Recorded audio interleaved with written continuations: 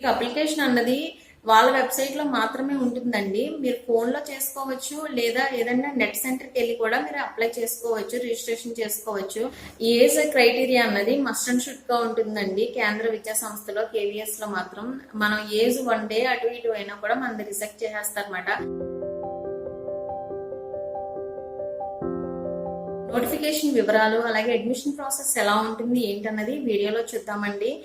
తెలుసుకోవడానికన్నా ముందుగా మన ఛానల్ని ఫస్ట్ టైం చూస్తుంటే కనుక సబ్స్క్రైబ్ చేసుకోండి. మీరు వీడియో చూడండి, ఇన్ఫర్మేటివ్గా అనిపిస్తే యూస్ఫుల్ అవుతుంది అనుకుంటే కనుక ఒక లైక్ చేయండి. అలాగే ఎవరికైనా యూస్ఫుల్ అవుతుందంటే షేర్ చేయండి. ఓకే, ఇంకా లేట్ చేయకుండా ఇన్ఫర్మేషన్ ఏంటో చూసేద్దాం. కేంద్రీయ విద్యా సంస్థ నుంచి అడ్మిషన్ కోసం నోటిఫికేషన్ అయితే విడుదలైంది. యాక్చువల్గా ఏప్రిల్లో విడుదల చేస్తాడు, ఇంకొంచెం ముందుగానే మార్చిలోనే స్టార్ట్ అయిందన్నమాట. సో అది ఎప్పుడు స్టార్ట్ అవుతుంది, ఎప్పుడు ఎండ్ అవుతుంది, అలాగే ఎవరు అప్లై చేయొచ్చు ఏంటన్నది ఈ వీడియోలో మీకు కొంచెం బ్రీఫ్గా డీటెయిల్స్ అయితే ఇచ్చేస్తాను. 1 టైం సెటిల్మెంట్ అని చెప్పుకోవచ్చు అండి. చాలా తక్కువ ఖర్చుతోటి ఇన్ కేసు మన ఫస్ట్ క్లాస్లో కనుక అడ్మిషన్ దొరికిందంటే +2 వరకు కూడా చాలా తక్కువ ఖర్చుతో అయితే చదువుకోవచ్చు. నవ్వేడేస్ మనకి ఎడ్యుకేషన్ ఎలా ఉంది, చదువుకోవడం కాకుండా చదువుకోవడంలా ఉన్నది. ఎందుకంటే మనం చదువుకునే టైంలో 1 lakh పెడితే మనకి స్టార్టింగ్ ఎల్కేజీ నుంచి మనం ఇంటర్ డిగ్రీ పీజీ అయ్యేంత వరకు కూడా 1 lakh బిలోనే అవుతుందండి ఖర్చు. బట్ ఇప్పుడు ఒక నర్సరీ జాయిన్ చేయాలన్నా కూడా లక్షల్లో ఖర్చు అవుతుంది కదా. సో చాలా తక్కువ ఖర్చు, తక్కువ అని కాదు కానీ మినిమం టు మినిమం అని చెప్పచ్చు అండి. అంతా కూడా కలిపి మనకి 1 yearకి 10,000 బిలోనే అవుతుంది అన్నమాట ఖర్చు. అంటే నేను నామాత్రంగా చెప్తున్నాను 10,000 అని, అంత కూడా అవ్వదు. ఒక 6,000 8,000లోనే మనకి తక్కువ స్ట్రెస్ అవ్వరు. మనకి బయట స్కూల్స్తో పోల్చుకుంటే అంత మెంటల్గా స్ట్రెస్ అవ్వకుండా వాళ్ళకంటూ ఎడ్యుకేషన్ ఉంటుంది. అలాగే మనకి అదర్ యాక్టివిటీస్ కూడా చాలా బాగుంటాయండి. స్పోర్ట్స్ కానివ్వండి, ప్రాజెక్ట్స్ అని అలాగా. సో చాలా మందికి తెలిసే ఉండొచ్చు, జస్ట్ బ్రీఫ్గా చెప్తున్నాను అంతే. అయితే ఈ స్కూల్స్లో అడ్మిషన్ ఎవరికి వస్తుంది, ఓన్లీ గవర్నమెంట్ ఎంప్లాయీకే వస్తుందా అని ఒక చిన్న డౌట్ ఉండొచ్చు. అంతే, గవర్నమెంట్ ఎంప్లాయీస్ మాత్రమే కాదండి. వాళ్ళు మనకి అడ్మిషన్ ఇవ్వడానికి ఒక 5 కేటగిరీస్ కింద డివైడ్ చేసుకుంటారు. మనం ఫర్దర్గా వీడియోలోకి వెళ్ళే ముందు చెప్తాను. మనకి అడ్మిషన్ రావడం అంటే చాలా లక్తో కూడుకున్న విషయం. ఎంతోమంది వెయిట్ చేస్తూ ఉంటారు. బిఫోర్ లాస్ట్ ఇయర్ కూడా మేము అప్లై చేసాం, రాలేదని ఫీల్ అయ్యే వాళ్ళు కూడా ఉంటారు. అలాంటి వాళ్ళు ఇప్పుడు వచ్చిన అవకాశాన్ని అయితే వదులుకోకండి. మళ్ళీ 1 year వరకు మళ్ళీ వేయడు కదా నోటిఫికేషన్. సో ఇప్పుడైతే మనం అప్లై చేసుకోవాల్సింది 2 waysలో ఉంటుంది. ఒకటి ఆన్లైన్, ఇంకొకటి ఆఫ్లైన్ ఉంటుంది. అయితే ఆన్లైన్ ఎవరు అప్లై చేయాలి, ఆఫ్లైన్ ఎవరు అప్లై చేయాలో కూడా మీకు చెప్తాను. మనకి ఫస్ట్ క్లాస్ అడ్మిషన్ కావాలి అంటే ఆన్లైన్లో అప్లై చేసుకోవాలండి. అలాగే సెకండ్ క్లాస్ నుంచి అడ్మిషన్ కావాలంటే కనుక మీకు దగ్గరగా 5 kilometers డిస్టెన్స్ ఉన్నటువంటి ఏ అయితే కేంద్రీయ విద్యా సంస్థలు ఉంటాయో, కేవీఎస్ స్కూల్స్ ఉంటాయో అక్కడికి వెళ్ళి మనం స్కూల్కి వెళ్ళి అడ్మిషన్ ప్రాసెస్ అన్నది అంటే రిజిస్ట్రేషన్ కానీ అడ్మిషన్ అప్లికేషన్ కానీ ఇవన్నీ చేసుకోవాల్సి ఉంటుంది అనమాట. అలాగే ఇంటర్మీడియట్లో కావాలనుకుంటే కనుక సిబిఎస్ఈలో మీరు 10th రిజల్ట్ వస్తాయి కదా, రిజల్ట్ వచ్చిన తర్వాత ఇంటర్మీడియట్ అడ్మిషన్ కోసం అయితే వెళ్లాల్సి ఉంటుంది. సో అంతేకాకుండా ఇంతకుముందు మనకి ఫస్ట్ క్లాస్ నుంచే ఉండేది కేవీ స్కూల్స్లోని, అలవాటుగా అయితే స్టార్ట్ చేశారు. అంటే మనం నర్సరీ, ఎల్కేజీ, యూకేజీ ఎలా అయితే ఉంటుందో కేవీ స్కూల్స్ లో కూడా బాలవాటిక 1, 2, 3 అని పెట్టారన్నమాట. Nursery, LKG, UKG. అయితే ఆన్లైన్ రిజిస్ట్రేషన్ ఫర్ బాలవాటిక 1, 3 అలాగే ఫస్ట్ క్లాస్ ఎప్పుడు స్టార్ట్ అయిందంటే 7th స్టార్ట్ అయిందండి. 7th మార్చ్ నుంచి 21st మార్చ్ వరకు అయితే టైం ఉంటుంది. సో ఎవరు మిస్ అవ్వద్దు, మళ్ళీ 1 year వరకు అయితే రాదు. అలాగే సెకండ్ క్లాస్కి ఎవరైనా రిజిస్ట్రేషన్ చేసుకోవాలనుకుంటే కనుక స్కూల్కే వెళ్ళి రిజిస్ట్రేషన్ చేసుకోవాలన్నాను కదా, అది April 2nd అయితే స్టార్ట్ అవుతుందండి. ఇది కూడా ఎవరు మిస్ చేసుకోవద్దు. సో ఆన్లైన్లో రిజిస్ట్రేషన్ ఫస్ట్ క్లాస్ రిజిస్ట్రేషన్కి అయితే 7th నుంచి 21st మార్చ్ వరకు టైం ఉంది. అలాగే సెకండ్ క్లాస్కి అయితే కనుక April 2nd నుంచి 11th వరకు అయితే టైం ఉందండి. నేను నోట్బుక్లో నోట్ చేసుకున్నాను, డేట్స్ ఏమన్నా రాంగ్ చెప్తానేమో అని. సో అది. అలాగే ఇంటర్మీడియట్కి అయితే కనుక 2025లో 10th రిజల్ట్ ఇచ్చిన తర్వాత అయితే అప్లై చేసుకోండి. ఓకేనా. సో ఇది మనం రిజిస్ట్రేషన్ చేసుకోవడానికి టైమింగ్స్ అయితేని. అయితే మనకి అడ్మిషన్ అన్నది ఎలా ఇస్తారంటే లాటరీ పద్ధతిలో అయితే ఇస్తారు. అప్లికేషన్ అన్నది వాళ్ళ వెబ్సైట్ లో మాత్రమే ఉంటుందండి. మీరు ఫోన్ లో చేసుకోవచ్చు, లేదా ఏదైనా నెట్ సెంటర్కి వెళ్ళి కూడా మీరు అప్లై చేసుకోవచ్చు, రిజిస్ట్రేషన్ చేసుకోవచ్చు. అయితే దాని సైట్ అడ్రస్ ఏంటో చెప్తాను చూడండి. kvsonline.admission.kvs.gv.in అని ఉంటుంది, అదే gov.in అని ఉంటుంది. ఈ సైట్ లోకి వెళ్ళి మీరు అప్లై చేసుకోవాల్సి ఉంటుంది. ఆఫ్టర్ లాటరీ మీకు రిజల్ట్ అన్నది, అనౌన్స్మెంట్ అన్నది మీకు వెబ్సైట్ లో ప్రజెంట్ చేస్తాడు. అయితే ఫస్ట్ క్లాస్ కి 25th మార్చ్, అలాగే బాలవాటికకి అయితే 26th మార్చ్ మాట. ఈ డేట్స్ లో మీరు పర్టికులర్ గా చూసుకుంటే సరిపోతుంది.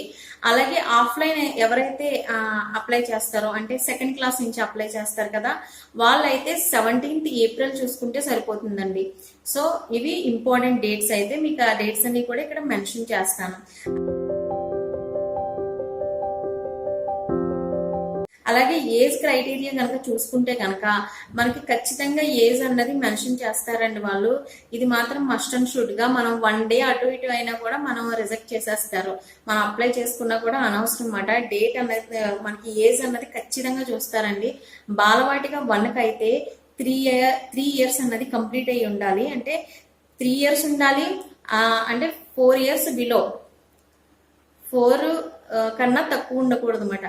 3 years అని ఇస్తారు, నాట్ లెస్ దాన్ 4 years అని ఇస్తారు. అంటే 4 years కన్నా తక్కువ ఉండకూడదు. అంటే 3 కంప్లీట్ అవ్వాలనే కదా. 2 years అయితే బాలవాటిక 2కి అయితే 4, 3కి అయితే 5 years.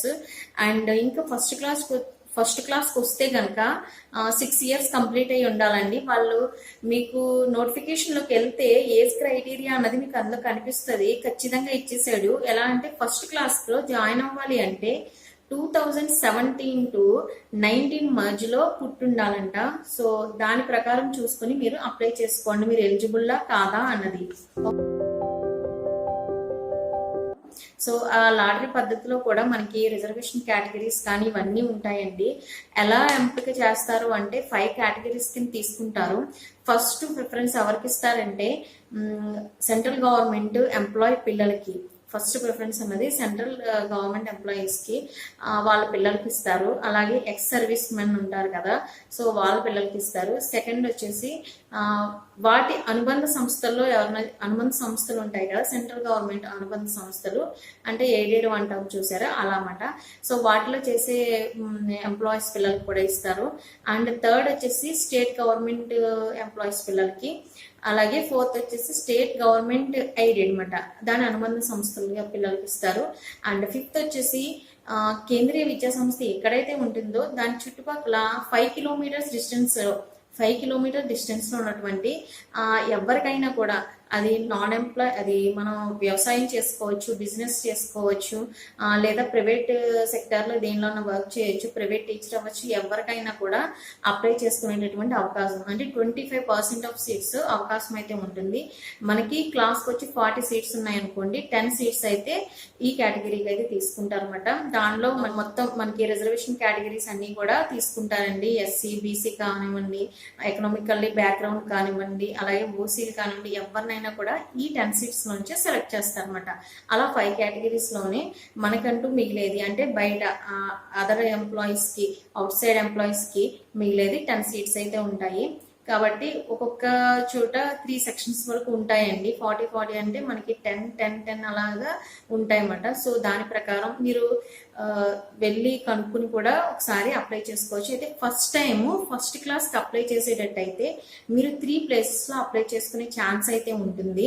అంతకుమించి ఎక్కువైతే అప్లై చేయకండి, మళ్ళీ మనకి సీటు రాకుండా రిజెక్ట్ అయిపోతుంది అనమాట. సో 3 ప్లేసెస్లో అయితే మీరు అప్లై చేసుకుంటే ఫస్ట్ దాంట్లో రాకపోయినా సెకండ్ లేదా థర్డ్ అలా వచ్చే ఛాన్స్ ఉంటుంది కదా, అందుకోసం 3 అయితే అప్లై చేసుకునే ఛాన్స్ అయితే ఉంటుంది. మనం రిజిస్ట్రేషన్ చేసుకోవడానికి, అప్లై చేసుకోవడానికి కొన్ని డాక్యుమెంట్స్ అయితే అవసరం అవుతాయండి. ఆ డాక్యుమెంట్స్ ఏంటో మీకు సింపుల్ గా చెప్పేస్తాను. ఒకటి కిడ్స్ ఫోటో అయితే కావాలి, అలాగే కిడ్స్ ఆధార్ కావాలి, and date of birth certificate కావాలి, అండ్ వ్యాలిడ్ ఈమెయిల్ ఐడి కావాలి, వ్యాలిడ్ ఫోన్ నెంబర్ కావాలి. ఇవి 2 పేరెంట్స్ అవుతాయి. ఎందుకంటే మనం అప్లై చేసిన తర్వాత ఏ మెసేజ్ అయినా సరే ఫోన్ కి అండ్ మెయిల్ ఐడికి వస్తాయి కాబట్టి email ID and phone number 2 ఉండాలి. అలాగే క్యాస్ట్ కి సంబంధించి మీరు ఫర్ సపోజ్ బీసీ అనుకోండి, మనం స్టేట్ లో అప్లై చేసుకుంటే ఏదైనా బీసీ సర్టిఫికేట్ సరిపోతుంది.